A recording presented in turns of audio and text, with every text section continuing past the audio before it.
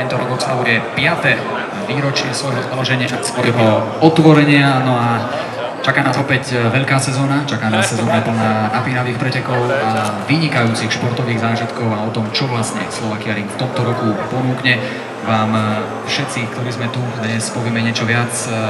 Vítam generálneho riaditeľa Slovakia Ringu Pavla Čupika. Je tu športový riaditeľ Slovakia Ringu Ladislav Šnegoň. No a trojica špičkových slovenských jazdcov Štofi Rosina, Rišo Gonda a Maťo Homola, ktorí tohto roku budú drať pneumatiky aj na Slovakia Ringu. Takže poďme hneď na to 5. výročie pre Slovakia Ring. Okruh už teda vstupuje do obdobia svojho plného rozkvetu, dá sa to tak povedať. Čo nás čaká tento rok? Takže dobrý deň všetkým. Ďakujem za takú hojnú účasť. Takže Slovakia Ring tento rok čaká jubilejná 5. sezóna. Tak ak si ešte všetci tí mladší pamätáme, je to taká prvá 5. ročnica, takže dúfam, že nám to veľmi dobre dopadne. A tak ako posledné 2 sezóny, ktoré boli fakt nabité veľmi kvalitnými podujatiami, myslím, že aj táto 5. jubilejná sezóna je veľmi kvalitne obsadená počas celého kalendára. Takže tak ako máte možnosť si tu všimnúť aj na tom letáku, tento rok máme 2 špičkové podujatia, a to VTTC a už známa FIA GT1, tento rok s novým názvom. Takisto pridávame veľmi kvalitné GT preteky ADAC, ktoré ste mali už možnosť minulý rok vidieť. A máme veľmi veľa noviniek, ktoré samozrejme trošku bližšie predstaví športový riaditeľ Laco Šnegoň. A čo sme si ešte pre vás pripravili také úplne špecifické, tak je to taký malý facelift Slovakia Ringu. Zmenili sme výšku profilu druhého horizontu, ktorý sme výrazne znížili, cca o 3 metre. Takže ten druhý horizont bude výrazne prehľadnejší, pravdepodobne výrazne rýchlejší a dúfam, že prispieje k zlepšeniu celkovej visibility Slovakia Ringu a že jazdci budú mať tento nový úsek trate ešte radšej, ako ho mali predtým. Takže komu sa za ním bude cnieť, tak bohužiaľ budú si musieť zvyknúť na túto novú časť. Takže nech sa páči. Ďakujem veľmi pekne. Ako sme spomínali, tak prvé veľké podujatie nás čaká už o mesiac, 11. mája. Asi idem trošku niekde ďalej za to, alebo to trošku pootočím.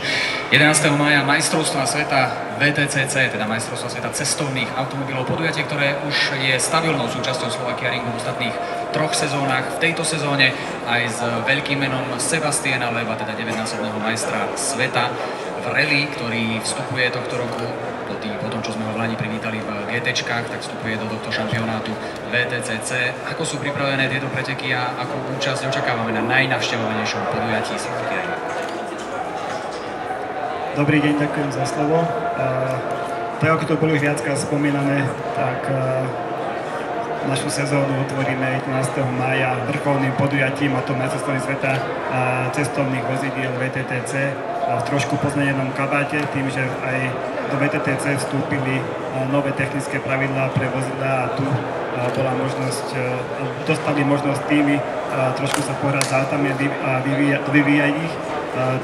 Autá budú oproti minulému roku výrazne rýchlejšie, sú silnejšie motory, sú niektoré povolené nové aerodynamické prvky na vozidlách a mierne rozšírené vozidlá, čím sa zvýši atraktivita tejto série, si myslím. A zároveň, ako to bolo spomenuté, pripojili sa aj niektoré nové fabrické týmy, ktoré určite zamiešajú poradím a budú sa chcieť ukázať v tom najlepšom svetle. VTTC znamená reálne auta, reálne závody, kontakt s autom, čiže z toho pohľadu toto podujatie je aj divácky veľmi zaujímavé a preto ho aj vysiela televízna stanica Eurošport a uvidíme, či sa prípadne podarí aj nám toto podujatie zaradiť do vysielania niektorých slovenských televízií. Hneď po tomto podujatí sa preúpneme do júnového mesiaca, kedy sa tento mesiac bude znieť znamení vytrvalostných podujatí, a to 24-hodnovým pretekom cestovných automobilov a cyklistickým pretekom, ktorí budú tak zaujímavo postavené hneď za sebou, čiže po automobiloch bude nasledovať cyklistický pretek vytrvalostný 24-hodinový ako po druhýkrát na Slovakia Ringu, čo je novinka, o ktorom prípadne ešte povieme neskôr viacej.